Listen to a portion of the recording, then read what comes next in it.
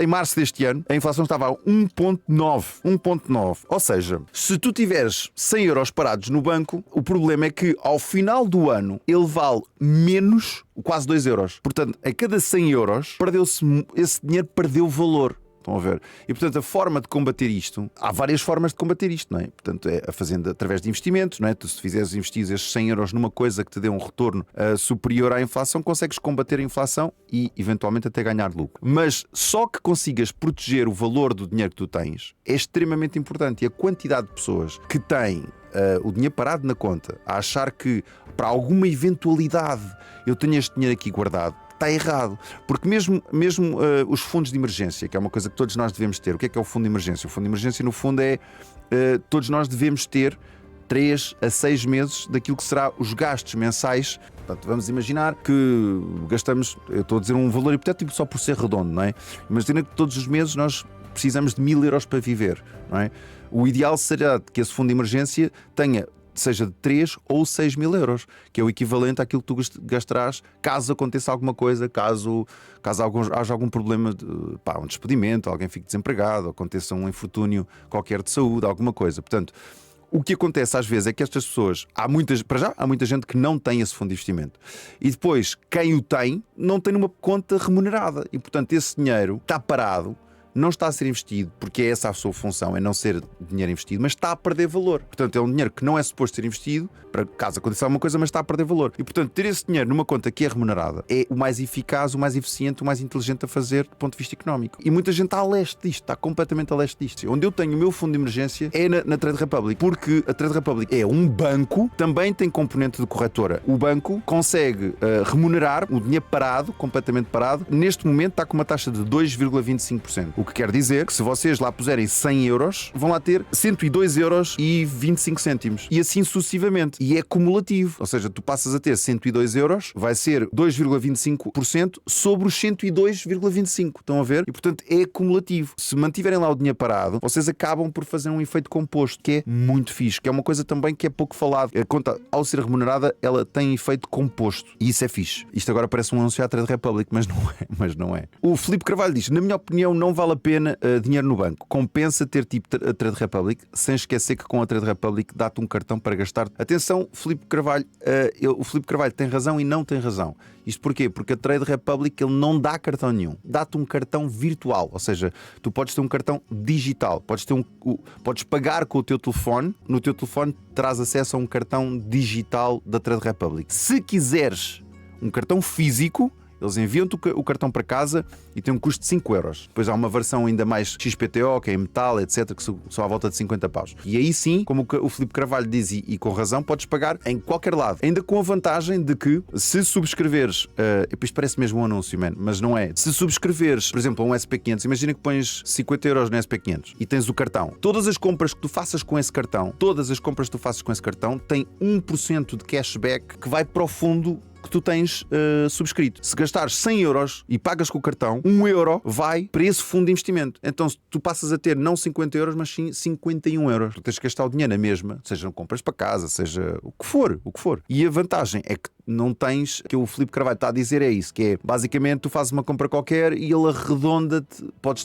ativar a opção de arredondar esse pagamento. E como ele está a dar o exemplo, e muito bem, se comprares 4,50 € do que quer que seja, tu ativando essa opção, ele arredonda-te e tira-te da conta 5 euros e esses 50 cêntimos de diferença põe também nesse teu fundo de investimento, seja ele qual for. Se for obrigações, se for um ETF, ações. Mas atenção, vocês não têm que perceber absolutamente nada de investimentos, de ações, de nada. Só o facto de terem o dinheiro parado na conta, isso é que é parvo. E portanto, só o facto de meterem numa conta, seja ela qual for, remunerada, que vocês tenham acesso a ela, consigam fazer os vossos pagamentos. Por exemplo, o primeiro banco digital que eu tive foi a N26. Também já tive Revolut, mas a N26 tinha lá para 500 euros para fazer aquelas compras digitais, coisas da Amazon, aqueles cartões que eu não queria meter cartões de crédito a circularem na net, tinha um cartão digital, metia lá o valor que quisesse, fazia as compras a partir dali e estava seguro. Teoricamente estava seguro, não é? A N26 B6 neste momento também está a fazer contas remuneradas. Portanto, são valores mais baixos. Acho que tipo 1,5% ou 1,7%, ou uma coisa assim. De qualquer dinheiro que esteja lá parado, que tu possas, com um cartão, pagar em qualquer lado, só o facto de teres lá o dinheiro parado todos os meses tens 1,7%, 1,5%. Não é um valor tão alto como a Trade Republic. E no Revolut,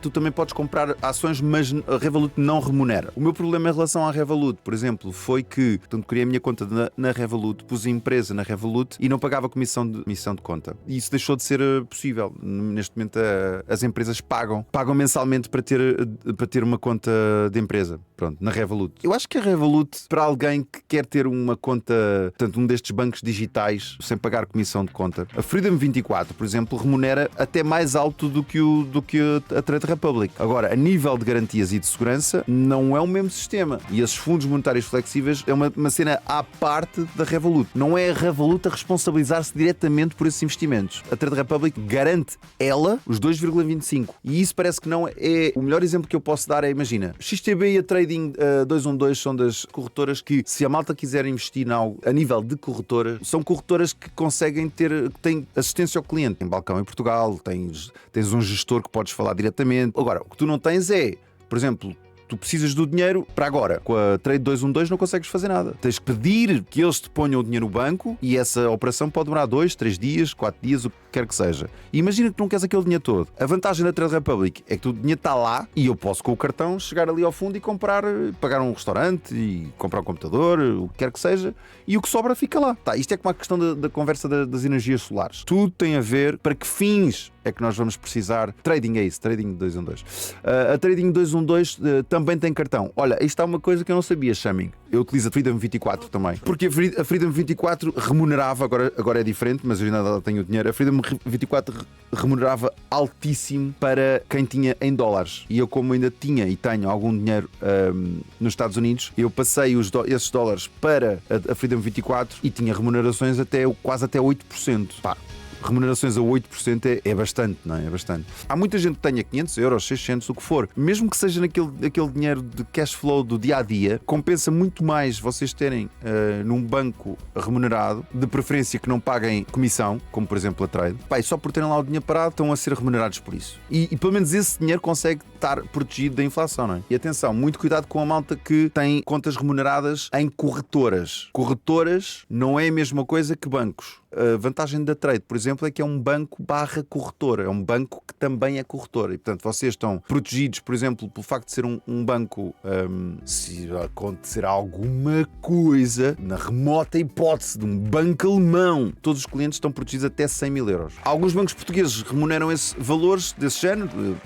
O RS Oliveira estava a falar dos 3,5%. Mas lá está, não é em ato contínuo. É tipo, os novos clientes são remunerados os primeiros 3 a 6 meses, ou o que quer que seja. E depois, a partir daí, deixa de ser remunerado. O Natsu diz, dos melhores bancos tradicionais, ou seja, que ainda têm balcão, podem ter em Portugal, é o Active Bank. E também não se paga comissões mensais. Pronto. O Active Bank é realmente uma concorrência direta aos bancos digitais, aos bancos online, por assim dizer. E de lá está, e é fixe. Mas, por exemplo, o Active Bank, uma das coisas que eu tenho pena de não ter é não ter uma opção para empresas. Eu não sou, por excelência, o investidor de grande risco. Não sou. Eu sou muito cauteloso e prefiro pouco e certo do que muito e talvez. Uma das coisas muito importantes no que tem a ver com os investimentos é nós conseguimos traçar o perfil de quem é que nós somos como investidores. Eu acho que uma coisa que é crucial para todas as pessoas que pretendem cuidar das suas finanças, todos nós devemos investir. Todos nós devemos investir. Agora, em que e de que forma? Eu desde muito novo, nunca, por exemplo, nunca enterrei dinheiro num carro. Nunca. Já tudo o que tem a ver com o mercado imobiliário, nunca tive problema. Não só nunca tive problema, como já cometi coisas que na altura eram consideradas arriscadas e hoje dou graças a Deus e a tudo por ter feito, não é? Posso-vos dizer que, a nível da empresa, um banco digital que eu trabalho, que veio substituir a Revolut, portanto eu na Revolut tinha conta de empresa na Revolut. Quando a Revolut passou a cobrar mensalmente por essa mesma conta, eu passei para um banco que é Rauva. Vocês nunca ouviram falar possivelmente deste banco? É um banco europeu, mas é um banco digital. Consegues criar uma conta empresarial no Rauva e não pagar comissões. O David diz: boas, Morgan Mix, o que indicas para um novato em investimento? Começar a criar uma conta na Trade? Não. se tem a ver com investimento e és novato, nunca investiste em absolutamente nada, eu acho que as obrigações são um excelente mecanismo de investimento. Os certificados de aforro já foi uma cena fixe. Os certificados de aforro, no fundo, nós estamos a comprar dívida ao Estado, é paga pelo Estado. E, portanto, é só no caso do país falir, o país inteiro falir, é que não te é remunerado aquilo que te é prometido. Os certificados de aforro é para os velhotes. Vão com o seu dinheirinho na mão e chegam aos CTTs e digam, ponha lá no CTT. Porque, e pronto. Qualquer pessoa que tem acesso a uma obrigação muito melhor que qualquer certificado de aforro. Não remunera nada os certificados de aforro. No caso das obrigações, se tu não vendes a obrigação, eu tenho uma obrigação, por exemplo, na McDonald's, 3,6%. 3,6%. Era preciso que a empresa inteira, no mundo inteiro da McDonald's, falisse para que eu não recebesse estes 3,6% anualmente do valor que eu investi. Quando alguém subscreve uma obrigação, o objetivo é não mexer no dinheiro. Não mexer no dinheiro e ganhar só o dinheiro, que é a taxa anual. O que é que acontece? Eu, do dinheiro que lá pus, estou todos os anos a receber 3,6% anualmente daquele dinheiro que lá pus. E se eu não vender a obrigação, o dinheiro é-me devolvido a 2030. Portanto, eu ganhei sobre aquele valor todos os anos 3,6%. E é garantido. Por isso é que geralmente as obrigações são algo associado até a países. Por exemplo, estou a olhar aqui uma obrigação. Há aqui uma obrigação, por exemplo, só vou dar um exemplo.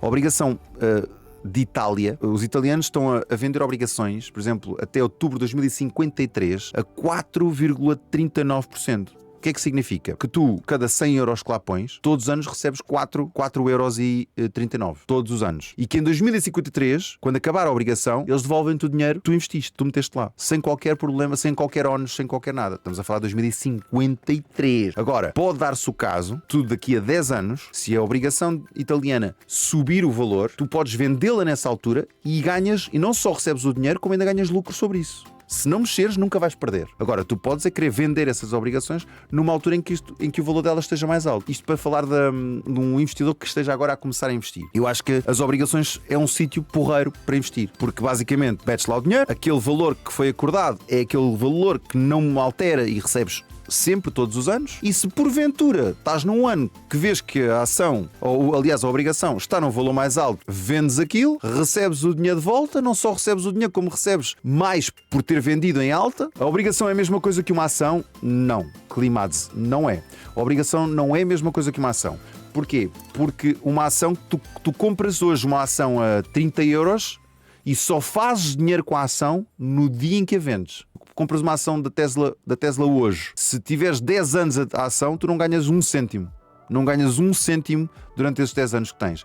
Ganhas se no dia em que venderes essa ação, ela valer mais do que aquilo que compraste. A obrigação não. A obrigação é, tu emprestas dinheiro, recebes juros sobre esse dinheiro todos os anos e no final do acordo acordado, eles devolvem-te o dinheiro. Podes ganhar mais até se venderes essa obrigação a um valor superior àquilo que compraste. Mas se não venderes, no dia em que aquilo acaba, recebes o dinheiro por inteiro. Agora, há que ter atenção numa coisa em relação às obrigações, que é, por exemplo, vocês têm uma obrigação Air Baltic Corporations. A Air Baltic está a remunerar em obrigações 14,27%. É um valor altíssimo. Uma obrigação que termina em 2029. Portanto, nós estamos a falar aqui que em 4 anos, o dinheiro que lá tiver vai remunerar a 14%. É muito dinheiro. É um investimento altíssimo. É para desconfiar. Não é que não seja legítimo. Portanto, o que é que pode acontecer? Pode acontecer que a Air Baltic não consiga chegar aos objetivos financeiros que se propôs e pode, por simplesmente, falir. Se a Air Baltic falir, vocês perdem o vosso dinheiro. Por isso é que, geralmente, as obrigações são mais seguras se forem associadas a um país. Porque para um país inteiro falir, é muito complicado. Muito complicado. Um país como a Alemanha, a França, a Itália, a Inglaterra... E comprar obrigações desses países é completamente seguro, não é? No entanto, posso-vos dizer que há obrigações neste momento, as obrigações que mais remuneram, neste momento, a nível de países, são obrigações da Roménia. Se nós pensarmos bem, não é? Onde é que a Roménia está inserida neste momento? Está muito perto ali de uma zona que está quentinha. Tens aqui Roménia, 2028, portanto, metes dinheiro agora, daqui a 3 anos estás a receber, a 4,7. Recebes aqueles 4,7 enquanto a România não falir. Eu estou a partilhar o que é que para o meu perfil de investidor eu sinto-me seguro a fazer este tipo de investimentos. São investimentos de pouquíssimo risco. Se formos a falar de investimentos com maior grau de retorno, então estamos a falar de investimentos com maior grau de risco. E esse tipo de investidor eu não sou. Porquê é que eu estou à vontade para falar aqui do meu perfil de investidor? Porque acho que quem está desse lado, que não costuma investir em nada, está mais próximo de um investidor como eu do que está de malta que investe na cripto, ou malta que investe em investimentos de risco, com grandes percentagens de retorno. É perceberes, ok, qual é o teu grau de conforto? Qual é aquele tipo de investimentos em que tu fazes e que te permite descansar, não é ficar aflito. Porreiro, estou fixe. Se por acaso correr mal, com aquele grau de risco que eu avaliei, epá, está-se bem, não há problema. Ou então é do género, pá, eu não quero correr risco, eu quero que o nível de risco seja perto de zero. Ok, então é esse o tipo de investidor que tu és. Não deve haver um não investidor. Isso é que eu acho um erro total. Eu não tenho estudos suficientes e tudo aquilo que eu consegui apurar, investigar e procurar, ler, ver, não fundamentou uma opinião de que o Bitcoin seja um investimento seguro. Seguro no sentido de seguro, pronto. Mas só há não sei quantas mil moedas em todo o mundo e sempre haverão e nunca vai deixar de haver. Se calhar sim, já. Se daqui a 20 anos, houve uma coisa, se daqui a 10 anos, da mesma forma que se inventou o Bitcoin, se daqui a 10 anos, se inventar outra coisa muito melhor que o Bitcoin, tu vais ver o Bitcoin a fazer assim, a descer a pique, a pique, porque a malta vai querer vender o Bitcoin para ir comprar aquilo. E nessa altura, o valor do Bitcoin vai descer a pique. O que eu sei é que enquanto houver Espanha, enquanto houver Itália, esse país vai ter que ter economia. E portanto, eu ao comprar obrigações desses países, eu sei que sinto-me mais confortável e seguro em saber que amanhã a Espanha está lá, do que me sinto em saber se o valor do Bitcoin que eu estou a comprar hoje, amanhã é aquele. Eu não estou a querer convencer-vos de nada. Eu estou a partilhar aquilo que é a minha visão da questão das criptomoedas. E atenção, eu não sou expert na coisa, de todo. Lá está. É da mesma forma que não sou streamer. Eu gosto de saber, sei um bocadinho, sei o suficiente para navegar, mas isto não é a minha vida. A minha vida é arte. Eu falo na ótica do utilizador.